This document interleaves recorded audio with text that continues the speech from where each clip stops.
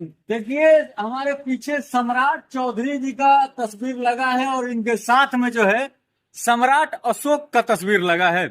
लोग इनके पार्टी जो है सम्राट चौधरी को सम्राट अशोक से तुलना कर रहे हैं।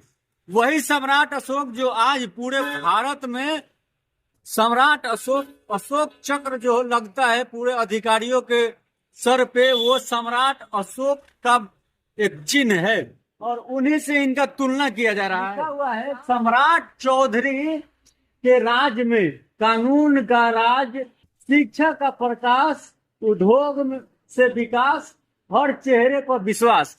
क्या ये धरातल पे उतर पाएगा? आप अपना राय जरूर कमेंट बॉक्स में लिखिएगा कि क्या सम्राट चौधरी जो है सम्राट अशोक बन सकते हैं क्या?